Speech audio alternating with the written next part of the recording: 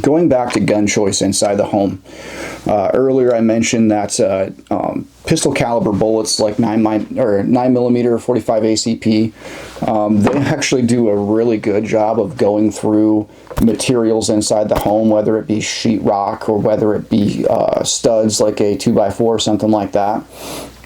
Just remember, your chosen home defense tool, you need to understand its capabilities inside the home, its penetration factors inside the home, and you need to understand that those are your capabilities that are inherent to your chosen home defense solution, but you also need to understand the most common likelihood of a home aggressor or a home invader when they come in. The most common weapon that they may choose is a pistol, but it's not uncommon for home invaders to aggress someone's home with a larger firearm. I've seen this is actually becoming a rising trend in criminality, is that bad guys are using like ARs and things like that for home invasions more and more often. But again, if your chosen system is an AR-15, that's actually one of my chosen home defense solutions. My wife's AR-15 is actually under our bed. That's her home defense tool. My home defense tool is my everyday carry pistol that I keep in a special location that is safe and out of reach of my kids. But essentially, my wife's home defense AR is stored cruiser ready underneath the bed. Cruiser ready in common modern vernacular means a loaded magazine, but no round in the chamber. That is my typical prescription for a firearm that is not in my physical possession. Once the gun is in my physical possession, that's when I chamber it and holster it. And for instance, my concealed carry pistol, or if I were to pick up a rifle and I need that rifle, first thing I'm going to do is I'm going to pick it up, I'm going to rack that charging handle to prime the system, and I'm ready to rock. So home defense, kind of a rifle, or this is technically a pistol with the pistol stabilizing brace. These have advantages because they have 4 points of contact. They are much easier to manipulate and shoot because you have 1 point of contact. Your cheek is your second point of contact. Your pistol grip is your third point of contact. And your support hand is your fourth point of contact. And that is a very stable way to shoot and to be accurate. It's also easier to put things like lights and optics and all the things on something like this. It just makes it more shootable, and then the overall package is much more wieldy for tight spaces. This is actually one of our Light Raider builds from our 1791 Industries brand. The other nice thing about this particular setup with our 1791 Industries ultra lightweight metal technology, this whole setup that you see, this thing literally weighs like 5 pounds and 10 ounces with everything on there. We're talking iron sights, aim point optic, and Surefire Scout Light. This whole thing weighs like 5 pounds and 10 ounces. I take all that crap off there. This thing weighs like 4.5 pounds. So something that's light, handy, short, something with a weapon light on there so that you can positively identify friend or foe. If you're more comfortable shooting that, that's a great idea. Also think about your baked-in teammate that you should be training and getting tuned up so that she is also an advantage to you, which should be your wife if you're married. She should be capable of using said implements as well.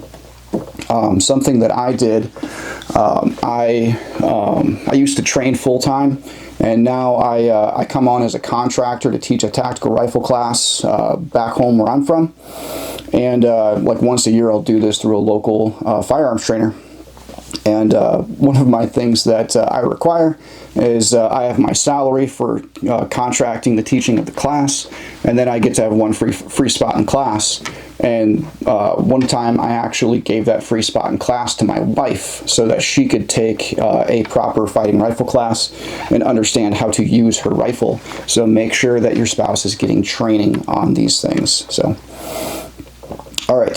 So in the middle, I have a shotgun with buckshot. I have one of our 1791 Hunt shotgun shell slings on there. Has 10 shells that are perpendicular, and they're set up so that they're easy for me to get out and load up if I need.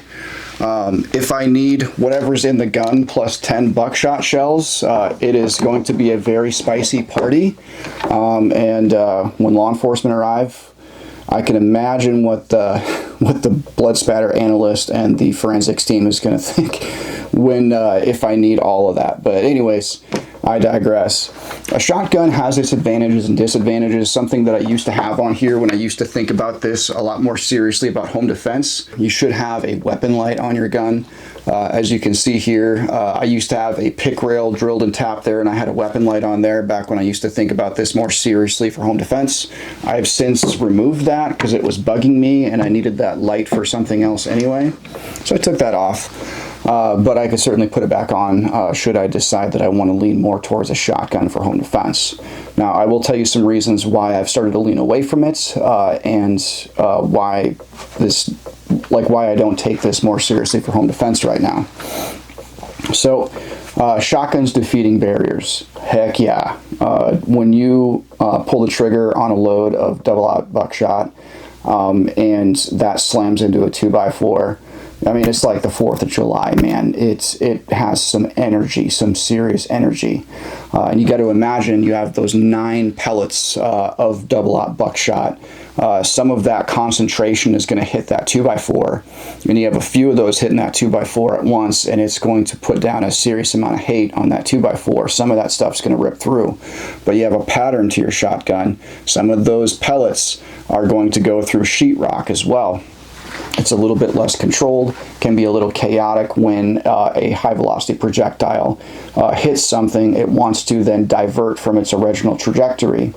And the main reason why I went away from a shotgun for home defense is because I have family members in my home. My wife, I have kids, and I want to make sure that I'm able to be a little bit more precise. Actually, not a little bit. I want to be a lot more precise with my placement of those lethal implements for delivery, you know what I mean? So that's one of the reasons why I don't like shotguns, specifically for home defense. They are very, very effective, especially up close and personal, especially in your in-the-home ranges. Very, very effective implement. Just make sure that you're patterning your shotgun. You understand how that spread is going to change depending on the distance that you're firing within, and make sure that you are cognizant of your family members and you have a plan.